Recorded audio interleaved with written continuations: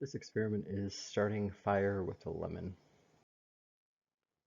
The materials needed will be one lemon, six 5 centimeter length, 1 millimeter copper poles, 3 pennies, 1982 to present, as they have a higher zinc content of 97.5%, pliers, copper wire, steel wool, and tinder.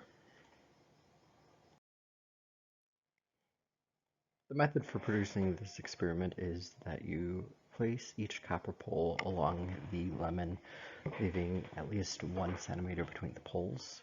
You cut the zinc penny in half, making sure to expose the zinc.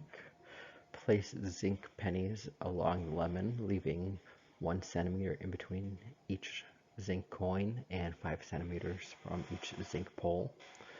Thread copper wire from pole 2 to zinc coin 1. Thread the copper wire from pole 3 to zinc coin number 2 and continue. At the end you should be left with a copper pole number 1 and zinc coin number 6 will not be connected. You then attach a copper wire to the unconnected copper pole number 1, and then you attach a copper wire to unconnected zinc coin number 6.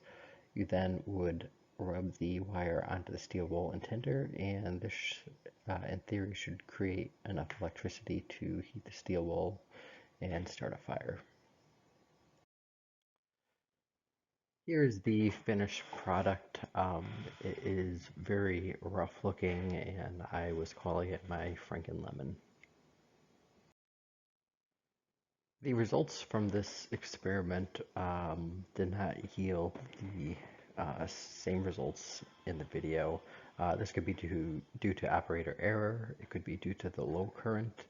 The steel wool that I bought from the store was coated with a soap substance, and I was unable to find any steel wool that was not coated. And it should also be noted that I did watch many videos on YouTube, and other home scientists were unable to replicate the experiment as it was shown in the video. The theory behind this experiment is that the copper is the anode while the zinc is the cathode. The lemon acts as the electrolyte, and the zinc atoms enter the electrolyte as zinc ions missing two electrolytes.